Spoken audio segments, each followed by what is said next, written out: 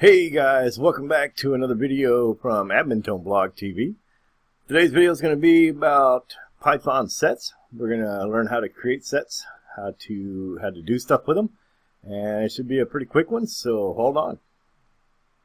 Well, the first thing we're going to do is create a sample set.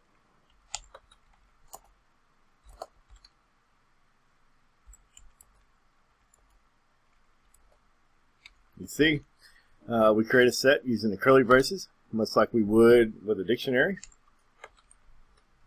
But the key difference is with sets, there is no key value. It's just a value. So we have 0, 1, 2, 3 is our set.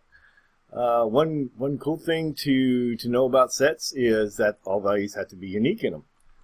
So let's try to create a bad set that has some duplicate values.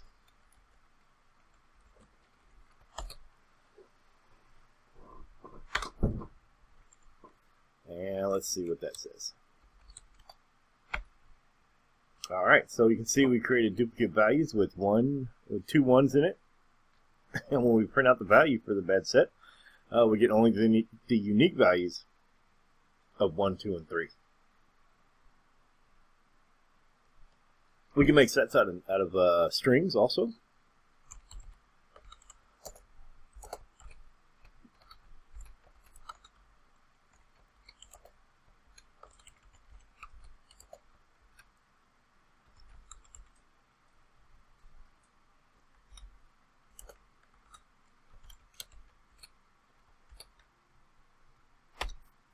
And let's print it out. Let's see, we got Bob, Frank, Jack, and Jill, so it put it in an order for us. But we might want to take note that the order really doesn't care. So with sets, much like in math, what's in a set we don't care anything about except that the value exists. So you really wouldn't want to, like, say, iterate over these unless you just wanted to print out a list of names. So like for name in name set, right? Print.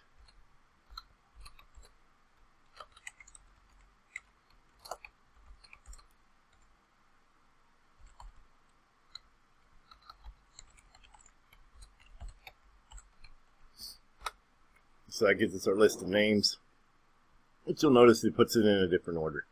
So we really don't care. This doesn't put it in alphabetical order or anything for us, or even numerical order, even though we may see it up there above. Really, all we care about is that the value exists in a set.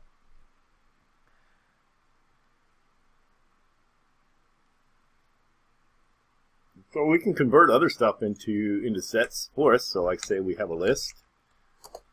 Let's create a list of cool World of Warcraft classes.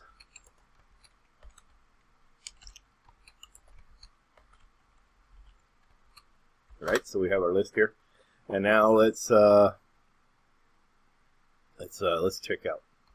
So we have our list, and again, it's still a list. So let's convert that to a set. So we're going to say my set equals, and we do that with the set function here. Alright, now let's look at the value of my set. So now we have a set of the values from the list that we created. And again, it's in no particular order. We just know that the value exists. Oh, and if you can create a list or a set from a string,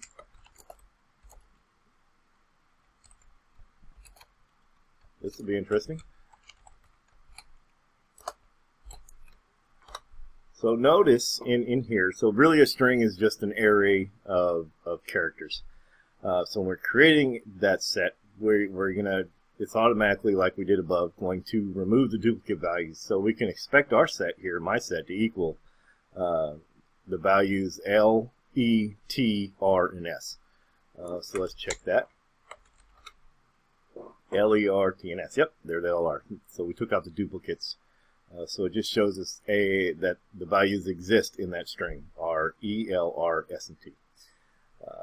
So that's pretty interesting. We can also create a list from a dictionary. So let's create a dictionary.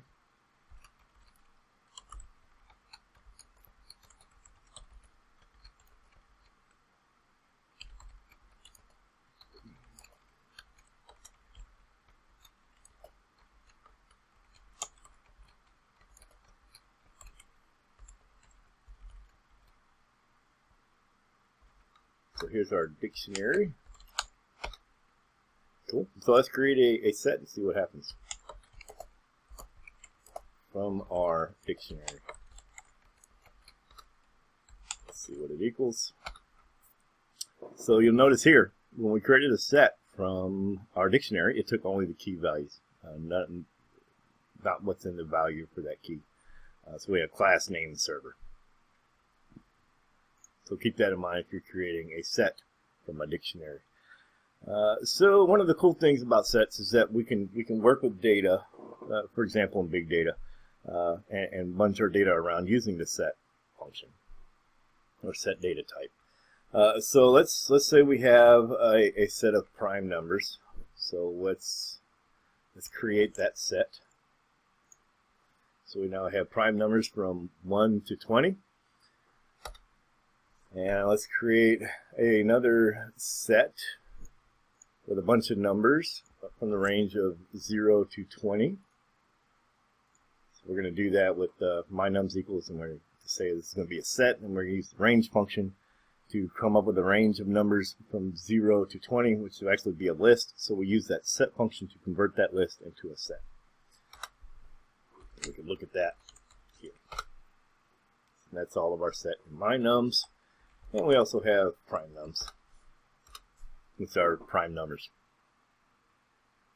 So let's see if we can use what's called a intersection of our two sets, which says what numbers exist in both sets. So we have our prime nums, and we use the ampersand character, and mynums, which gives us what values exist in both, and of course that's going to be our prime numbers there in both. We can also combine both lists, removing any duplicates, to see what values exist in both sets, and that's called a union. So we can do prime nums, use the bar, and then mynums, and that gives us of course the same set as ours, but has both the prime numbers and all our numbers from our other set. Now you can also use the union function.